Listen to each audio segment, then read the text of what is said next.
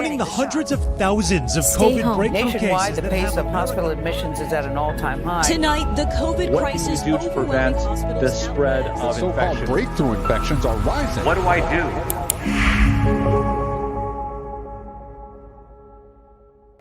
So this goes to the ethical principle of autonomy. So medical ethics say autonomy is a key principle, and physicians hold that sacrosanct, which means that the doctor doesn't decide what happens to you, you decide what happens to you. That principle gets a bit misinterpreted because the infectious disease risk to others is affected by that personal choice.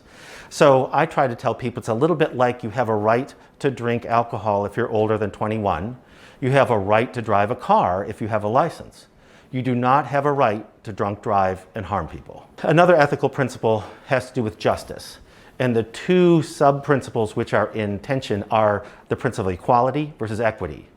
Equality means we all have the same share, we all have the same risk, which means that I have the right to refuse a vaccine as you have a right to accept one.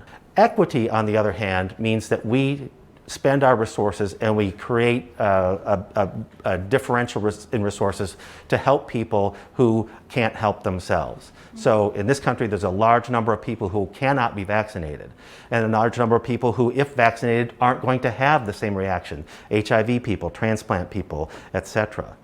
So equity would say that for the small inconvenience of a vaccine, you can save lives throughout our nation, lives of other Americans who deserve to be saved. So vaccine mandates have been around since the 1700s, when we had smallpox that was wiping out people. This is a long history of having communities say, we need you to take this vaccine so that we can be healthy and we can conduct our business. So this is really about personal responsibility. And it's about people understanding that we need 70% of the population to be vaccinated before we can be secure enough to begin to live in a more normal fashion. It's very clear when we hit that point with people being vaccinated, it will be a game changer. We'll be back to not having to use masks and social distancing.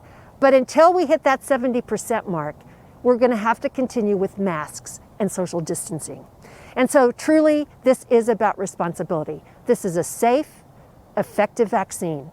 And I'm hopeful that people see it as a patriotic duty, that they want their community to be well and to be healthy. Not just their immediate friends and family, but their whole community. Well, I guess first one that I have on here is, how is there already a vaccine for COVID, but not HIV or cancer? Well, this is a really complicated question to answer because the challenge here is we're talking about very different types of diseases. COVID is simple and straightforward when it comes to vaccine production. It's one virus that causes that disease. With HIV, the virus attacks the immune system. So the normal things that we would do to create a vaccine don't really work in that case. We've been trying to do it for decades. We're just not there yet. When it comes to cancer, we like to think of cancer as one disease, but it's really a combination of a lot of different diseases, different causes, different ways that it's spread, different cell types, things like that. So it's not quite as simple doing it for cancer. It's something that we're working on. We're just not there yet, though, because it's a much more complicated situation. So in this case, it's an easier disease to develop a vaccine for. In 2003, when we had SARS-1, the SARS-1 epidemic it was another virus, a coronavirus that had almost an identical genome. There was a massive amount of research at the time looking at this specific virus and targets on that virus that we could use to induce immunity to protect you. But then in addition, a lot of times it takes literally years to get enough people to enroll in a trial to even get it started. We had so many people enrolling that they had to actually refuse people. It was insane. So it wasn't years to get people, it was immediate. So for example, on Pfizer, 44,000 people, and if you look at Moderna, another 30,000 and multiple other companies and trials, there was no problem getting people. The other issue is financing. So financing often is a big deal. It can take years and years and years for a company to get enough money to run some sort of trial and to hire good quality scientists. Well, if you look at Operation Warp Speed, there were billions of dollars not hundreds of millions, but billions of dollars that were given to companies that have a proven track record of success. This is a brilliant, brilliant endeavor between thousands of scientists around the entire world that have joined together to make sure we can fight this battle and win the battle. I can tell you, both me and all of my colleagues and thousands upon thousands of scientists around the world, we all uniformly agree that this is safe. Everything that has been done to authorize the most recent vaccines and the future vaccines, the safety studies have been done like they've been done for decades. What we're doing to accelerate things is we are making large batches of the vaccine in case the vaccine works, so that we're ready to go and we can give it to a lot of people. By putting more resources, more people, you can do things quicker. And the scrutiny that's going into the data by the FDA, by the sponsors, by the CDC, by all the health authorities is the same scrutiny as is used in the normal vaccine process.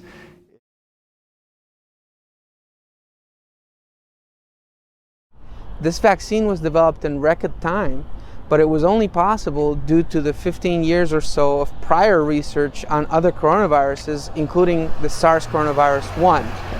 So they built up on 15 years of research and then put the best people all over the world in developing these vaccines, and had literally every single possible assistance from the government. So it's not hasty, and it's safe. Following the clinical trial data, following the FDA review of the vaccine candidates, and I vouched for myself as an OBGYN, as a woman, as a virologist, that these vaccines will bring protection, will help us decrease the burden of really bad illnesses that come from COVID-19. I certainly get a lot of questions from my patients asking about the safety of vaccines. Is it safe to take a vaccine for COVID-19 when I'm trying to get pregnant? And if I am pregnant, is it safe for me, a future mom, or for the fetus I'm carrying, the future baby? And my answer is yes, the mRNA vaccines are safe. Actually, the technology isn't very new. It's been around for well over 2 decades. It won't bring any harm to your developing fetus. It's important amongst all communities and communities of color that we improve our knowledge and we educate ourselves. Learning that, there have been several independent studies outside of the pharmaceuticals as well as the government, and the robust amount of clinical trials that they've done with patients of all ages, races, and ethnicities has really provided me the confidence in receiving this vaccine. The thing that made me make my decision, and the decision for my family, I can tell you that my wife and both of my children are vaccinated, is that the risk that you run from getting COVID and then having a serious complication from having COVID is much higher than your risk from the vaccine. What we've seen in terms of vaccine reactions are very mild, and really your risk benefit profile is just much better at getting the vaccine rather than holding off. And so that's why I believe so many of us really want to urge our patients, the public, our patients, the public, to go ahead and get vaccinated because it makes sense. It's been long enough at this point. The thousands and thousands of people who this was tested on, they're doing well. We know to a good degree of certainty what the effects are. And so it's time. It's time to go ahead and get vaccinated. The vaccine is our pathway out. That's the way that all of this is going to end, and that's our best path back to being normal.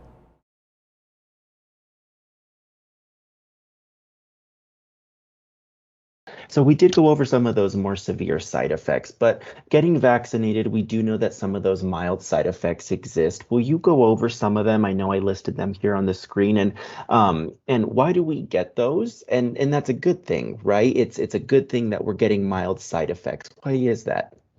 Absolutely. So I know there's a lot of, concern about, I don't want to fall ill after getting the vaccine. And so, The side effects that you see right here, of course, soreness, mild chills, body aches are very common. And I always like to give an example of something that I can understand. So I've been a dancer my whole life, ballet and jazz. And so the best way that I can describe this is it's a dress rehearsal for your body if it was to ever come into contact with COVID-19. So when you're experiencing chills, fatigue, it's your body's way of arming itself if it was to ever come into contact. And so although the symptoms are not, something that we want to experience, the important thing to remember is they're very temporary and it's your body's way of protecting itself. So that's a good way to kind of find that fit with whoever you're working with on something that they can really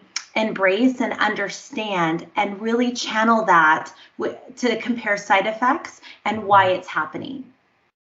Gotcha, perfect. And when it comes to these mild side effects, these can be expected between any of the 3 vaccines, right? I know we don't want to hear, or sometimes we hear, excuse me, well, I'd rather get this one because my friend didn't have side effects with that one, I'd rather, but the side effects are mild and they could come from any of the 3, right? Not preference over one or the other.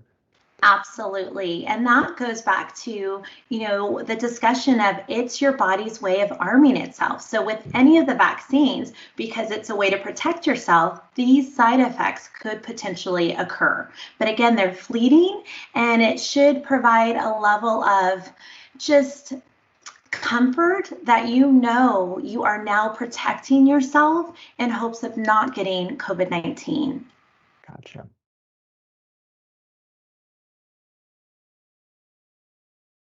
Another question that came in, what kind of response would you give to the people that compare the vaccine to testing on the Tuskegee Airmen? We're talking about completely different sorts of situations. So the Tuskegee syphilis study was something that was very, very different. It was ethically wrong, but in a different direction. So what happened in the Tuskegee experiment was it was a natural study of men infected with syphilis. And the plan was to track them over their lives because there wasn't a treatment.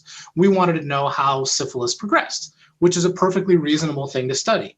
The problem is once the antibiotics became available, instead of actually treating all those people, they allowed them to remain infected and followed them over time. So basically, they withheld treatment, a completely unethical thing to do, completely wrong. This is something that's very, very different. Right now, what we're talking about is a vaccine that we have been trying to be as transparent and as public about throughout this entire process. We went through the clinical trials, all that information has been released. It's approved by the FDA, everybody knows about it, and now we are encouraging people to get vaccinated. We're not mandating anything, we're not tricking them in anything, we're not withholding treatment.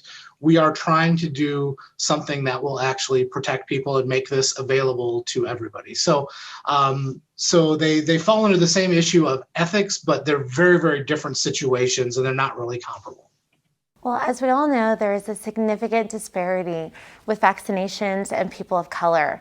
The disparity exists for several reasons, and it definitely includes the history of mistrust that we have in the public health system. I would say it's important to take the time to invest in your health by reading the information available, ask questions, and start a conversation with your healthcare provider regarding your concerns. I feel confident in receiving this vaccination knowing that all ages, ethnicities, and races were part of these clinical trials. There is a great percentage of minorities that were part of the clinical trials, as well as we have people of color who helped develop these vaccines. That provides the additional confidence that I have in receiving this vaccine. But some people, even if they've been infected, do they need to complete the dosage or the series? Yeah, we haven't really looked at it of what happens if you had natural disease plus one shot. Basically just get both doses. There's no reason not to get that second dose because then you'd be considered fully immunized and protected against it. It's going to give you the strongest protection. It's not saying there's no protection with a single shot plus natural disease, but 2 shots are easy to get. It's safe and effective. So why not get the second one and be certain that you're actually protected? Another question that we get is, I already got COVID. Why do I need to get the vaccine? This is a common question that I receive as well. So if you have already contracted COVID-19, the issue is we're not sure how many antibodies, which are our level of protection, are still in your system. And so some patients have a high level and some actually have a low level. And so without knowing what that true state is, it really increases your risk for reinfection versus getting the vaccine. That allows your body to have a more steady state of protection. So that's why we recommend it. Gotcha. Perfect. That's good to know. Now,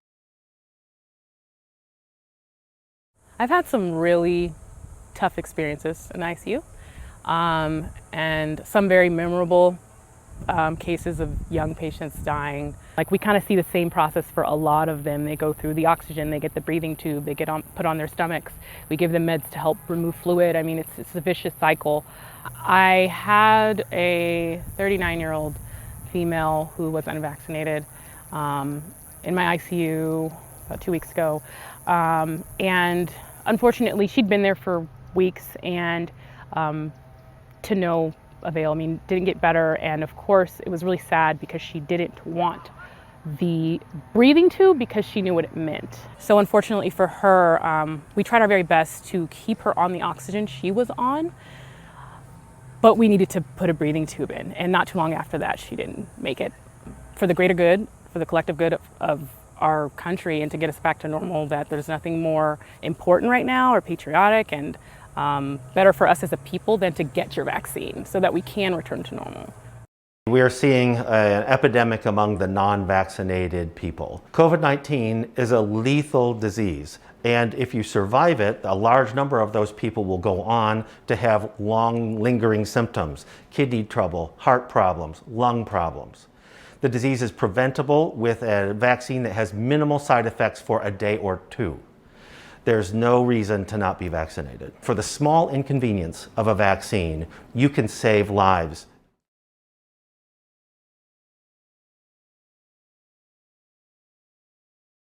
What I've experienced as I've helped people understand about the vaccines is the inaccuracies that they've learned from Facebook or from their friends or online at any source. They are getting inaccuracies, so they get nervous.